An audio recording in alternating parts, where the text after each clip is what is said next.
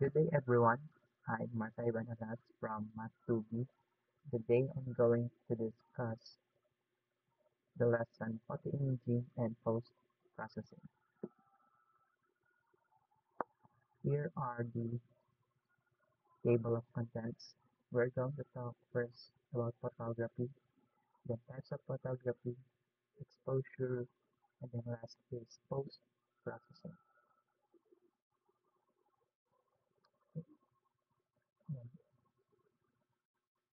First, let's talk about photography. Photography is an art form like drawing and painting. Photographers use their camera to make us see life in a different way, show emotions, and record stories and events. Um, the Greek meaning of photography is painting with light. It also considered both art and science. Photography is a science because there are basic principles of physics within it, like optics, where in photography we capture light. And it is also considered art because it is subjective. The beauty of it is subjective. A photo can be good or beautiful for other people and it can be bad for other people. Next is the world's first photograph made in a camera was taken in 1826 by Joseph. I can pronounce his last name. And the photograph was taken from the upstairs window of his estate in the Burgundy region of France. This image was captured by a process known as heliography. This is also a part of physics, which used bitumen of Judea coated into a piece of glass or metal. The bitumen then hardened in proportion to the amount of light that it hit. As I said earlier, now photography is part of science where it captures light. That's why we see the images when you capture a photo. Next, there are three basic types of photography. First is landscape, portrait, and then documentary. Landscape photography. It is a photograph of the environment. Now, as you can see here in the examples, it can be forest, mountains, oceans, or your backyard. Landscape photography is a photograph of outdoors. It can be land, buildings, or water. It can be in any orientation naman as long as it is a photo of the environment. Next is portrait photography. A portrait photograph is a picture of a person or, or an animal that shows an emotional connection. Portrait is has a subject, no, living subject na that shows emotions. Merong, let's say, buhay yung picture, a photo with a subject. Here are the examples. As you can see, Bata, Boy and the Car in New York by Jerome Bedin. And this is an Afghan girl. Next is documentary photography. Documentary photography tells a story without changing the facts.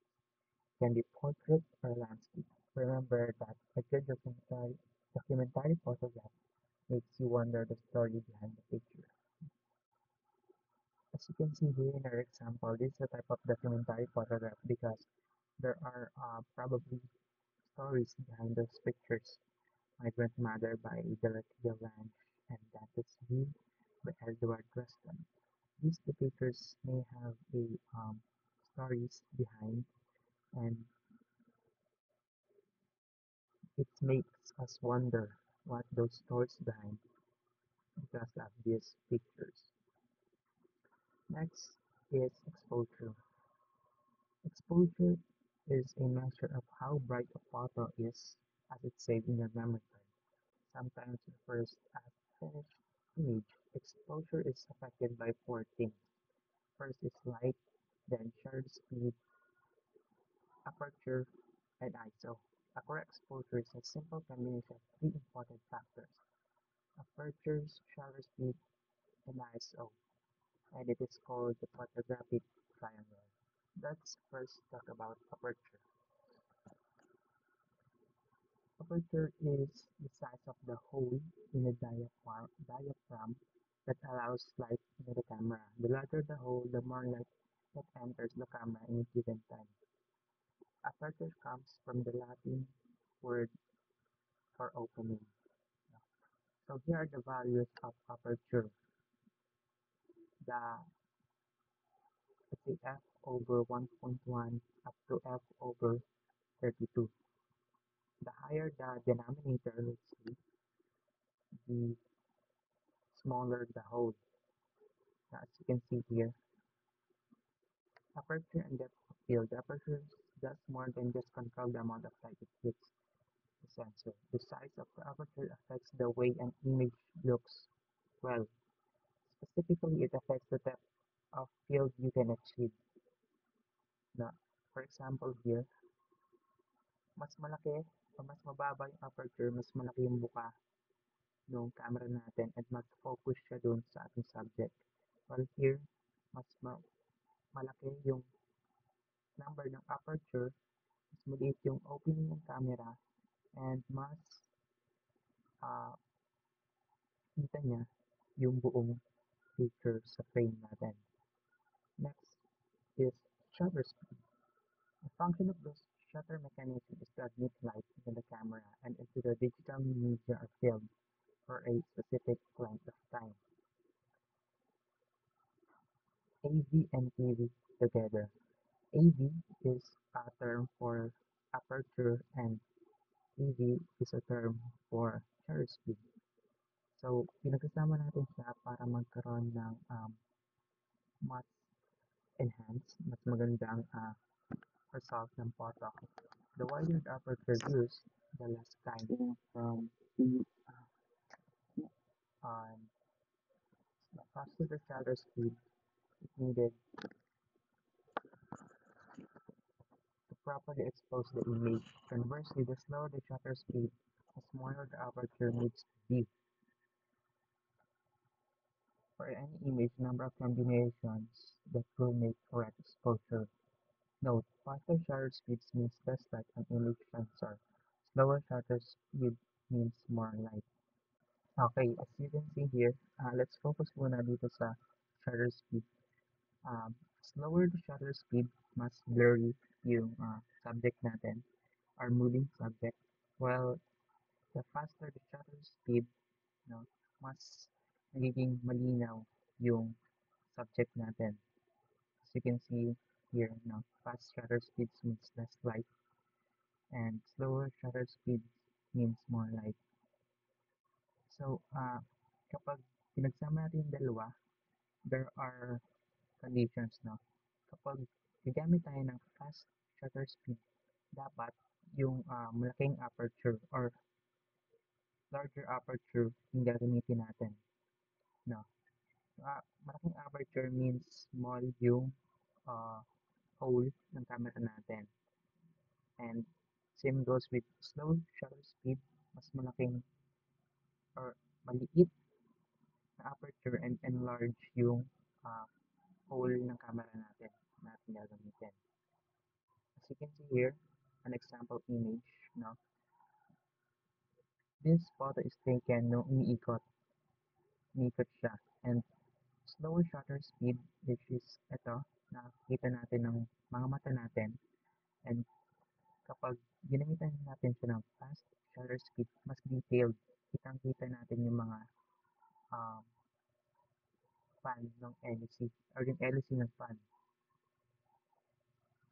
Here, another example, slow shutter speed, dire-diretso, yung flow ng tubig, while fast shutter speed, kitang-kita natin yung droplets ng tubig, mas detailed, no? And let's proceed to film speed or ISO. It is the measure of the sensitivity of the film sensor of a camera. It is measured in values using ISO. ISO stands for International Organization of Standardization. With both analog and digital cameras, ISO refers to the same thing, the light sensitivity of either the film or imaging sensor. Um, com- Di katulad kanina, sa dalawa, sa aperture and shutter, na kabaligtaran nila yung number nila, no? The higher the number, the smaller the aperture. Here, uh, directly yung relationship nila. Means, the higher ISO number, mas sensitive yung film or sensor ng camera natin. No? Ibig sabihin, kapag when we take a video or a photo, mas maraming noise, mas sensitive kasi, di ba? And mas maraming grain yung image natin. Stop. The amount of light that strikes the film or chip is measured in stop and is also known as the exposure value. The difference of one stop is doubling or halving the light making the image. It is used to measure differences in EV of apertures, shutters, speed, and film speeds. Fast means the camera exposed a photo too quickly. Ito example natin ng iba-ibang ISO. These four photos are taken with the same shutter speeds and aperture. Ang kinaiba nila is yung ISO. As you can see, mas lower yung ISO natin. 100 lang dito sa first photo. Darker yung picture natin. While as the ISO getting higher, dito sa last picture natin, which has 800 ISO, mas naging nakuha niya yung probably right amount of lighting na hinahanap natin. Mas mataas yung ISO, mas naging sensitive siya sa paligid ng pinicture natin. As you can see here, the comparison ng tatlo. No? With the right combination of these three, aperture, shutter, and ISO, we can take the best, probably the best photo, no, that we can. Next is lighting. Lighting is a very essential ingredient of photos. Alam naman natin yan. No? One of the skills that separates photographers from snap shooters is ability to solve lighting problems. There are two primary factors to consider for light: direction and color. Siyempre, pag matutake tayo ng pictures, very important ang lighting kasi lighting emphasizes our subject ng photo natin. Let's first talk about the lighting direction. The direction the light comes from can make the image seem flat or three-dimensional. Now, light, parang nagbibigay siya ng buhay or like, ang tawag dito, visual illusions, no? Its image may seem flat or three-dimensional because of light. Front lighting is easy to photograph, but images are generally flat. Top lighting, such as from the sun overhead, also makes image flat, and shadows are short and dark. Side lighting will emphasize texture and contours and create long shadows. For example, this first photo is a front lighting. As you can see, flat yung image, as in, yun na yun. This second one is a top, top lighting. This is side, and this is bottom. As you can see, different directions ng lighting is nagbibigay ng um, iba-ibang buhay, iba-ibang interpretation sa photo, iba-ibang itsura probably, no? Titignan natin. Titignan mo nga yung subject natin, iisa lang siya, pero pag iba-ibang direction ng lighting, medyo nag-iiba yung itsura niya and yung dating niya. Next is the lighting color. The color of light is measured by temperature in Kelvin. Natural light changes through the day and humans respond psychologically to different colors. Therefore, the color of a photo will affect emotional responses. Light that is in reds, oranges, and yellows is said to be warm. Conversely, cool light is blue in tone. As you can see here, mas yellowish, orangish yung lighting natin. It feels warm, no? And then if it is bluish color, it seems to be cold or cool. Here's another type of color. When taking photo with digital camera, the white balance setting of the camera will affect the color cast of the image, balancing the light of the subject. Typical while balance settings of a camera include tungsten, fluorescent, shade sunny, cloudy, flash, auto, and manual. Filter can also be used to affect the color of light in image. When we are going to use cameras now, meron sa settings niya, there are ito, this, ito, no, nakalagay dyan, different type of lighting color. This is the auto white balance. Binabalance na yung colors ng ating subject. Sun, medyo light from sun. Ano ba? At least parang yellowish, cloudy, dim color, tungsten. More like cool color, bluish color, fluorescent, and then flash. Okay, next is the top 10 tips in taking great pictures. First is get down on their level. Siyempre, kapag take tayo ng pictures, hindi dapat masyadong mababa or like mataas.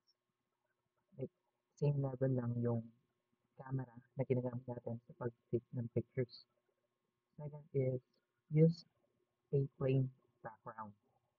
Not literally plain na as in wala or like, we use um, backgrounds na hindi masyadong distracting. So, hindi niya nasasapawan yung subject na pinipicturean natin. Third is use flash outdoors. Siyempre outdoors, yung lighting is hindi balanced. Minsan yung araw nasa top or minsan paghapon na medyo mababa na siya side. So we use flash to compensate those lightings. So fourth is move in close. Siyempre pag magte-take tayong pictures, dapat malapit tayo. Not super lapit, but yung in a range wherein clear yung magiging photo na kakalabasan. Hindi yung pag kailangan pa i-zoom which is nagiging blurry na. Diba? Next is take some vertical pictures. Um, this is especially for portrait photos. No? Vertical pictures on portraits looks better. No? Lalo kapag pipicture tayo ng full body natin or just like yung face lang natin. Vertical pictures looks better. Next is lock the focus. Siyempre, i-focus natin yung picture natin to our subject para mas ma-emphasize siya. Seven is move it from the middle, the rule of thirds. Pag mag-take tayo ng pictures, we will follow the rule of thirds wherein medyo i-move lang siya natin yung subject natin to more of like left side or to the right side. Hindi siya sa mismong gitna para magkaroon ng buhay, magkaroon ng, let's say, more attract, attracting yung picture na magamit, like makakalabasan. Number 8 is know your flash range. Parang kanina, no, sa movie, close and use flash torch parang pinagsama lang. Siyempre, pag gagamit tayo ng flash, mayroong range yun. Hindi, hindi siya maabot ng sobrang layo. So, kapag gagamit tayo ng flash, dapat aabot, yung lapit natin is aabot dun sa subject natin ng flash. Next is watch the light. Again, outdoor lights is medyo hindi consistent, medyo hindi ganun kaganda. I mean, iba-iba, no? Depende sa kung maulan, maaraw, hapon. So, we must um, know, know siya. Therefore, we use nga flash to compensate those pagkukulang ng lighting. Then lastly is be a picture director. Lalo na if you're the photographer, no? Ikaw yung magiging director, yung ginagawa ng director. Ikaw nagpa-plano, nagsa-set up, nagagawa ng script, no? Literal script. Pero parang it's nakadepende sa'yo, no? As a photographer, yung magiging kakalabasan ng photo, magiging buhay niya as a photo.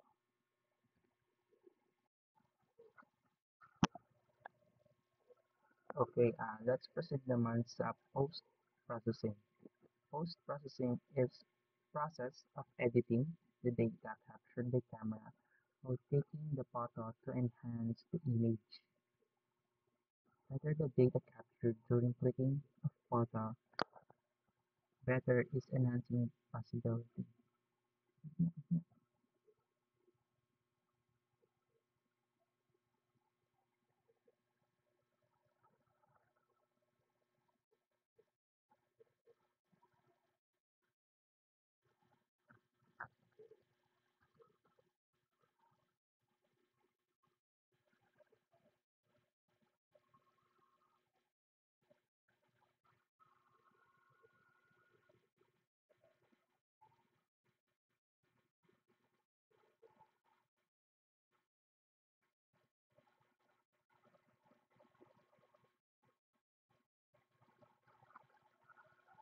Okay, let's now proceed.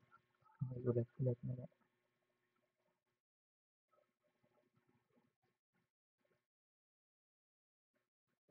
Okay, let's now proceed to post-processing.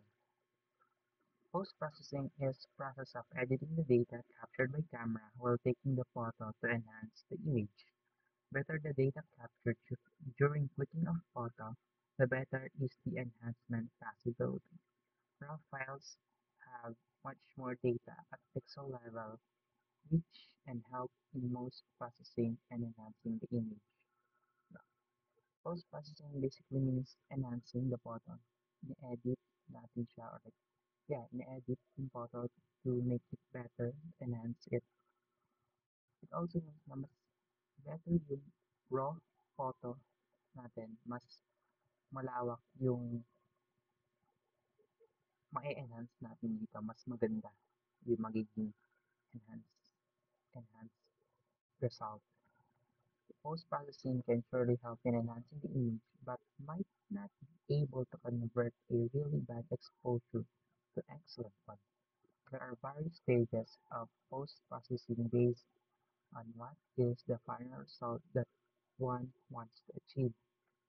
Siyempre, to post-process a photo, there are stages, there are steps to make it para mas hindi siya convert into a bad photo. No? So first is fine-tuning of profile. Then, sa fine-tuning ng raw file, dito, inaano natin yung mga unwanted pixels, mga dead pixels, para mas enhance yung image. Then, next is i-convert natin yung raw file. Yung raw file is yung, ano, di ba? Yung raw file is the, the unprocessed, the unedited, no, uncompressed photo, which is directly came from the camera. It is not a type of image kasi nga directly siya from camera. Hindi pa siya ginagalaw na kahit ano. Then, yung raw file niyan is easily readable, no? Kapag kinonvert natin siya sa JPG, PNG, or TIFF. Third is editing of JPG to remove unwanted features. Ayun na, ina-edit na natin siya. And then, mixing of various files to achieve creative results. So, dito na tayo magdadagdag, magbabawas ng mga gusto natin, no? Para makuha natin yung tamang or yung gusto natin na result. So there are basically two things that are done in post-processing. First is an algorithm is run on all existing data of pixel and minor changes are applied in pixel data, manually selecting and replacing the pixel data with total new data. No? There is a software by camera manufacturers, specialist software vendors, and there are also freeware and free software available for taking care of post-processing needs. Raw file handling and conversion is possible in raw therapy, raw, table, double Lightroom, Dabra Camera Raw, FS Viewer, and many more. Dito, ito, pinakita or sinabi dito yung mga softwares na ginagamit natin para sa pag-edit ng raw file. Yung raw file, yung uncompressed, unedited, unprocessed photo. No? Came directly from camera. Hindi mo siya i-edit, tatanggalin yung mga unwanted varieties of pixels, no? Dead pixels, or kung ano man, to make it sharper. Bago natin siya i-convert into JPG. No? JPG file editing is generally done in image editors that have various features such as grain and red eye removal. For example, the GIMP or Adobe Photoshop or Photoshop Elements. Dito na yung pinakang Photoshop softwares natin. Pagka-convert natin to JPG, dito na natin gagamitin yung mga Photoshop softwares natin. And then, workflow of post-processing.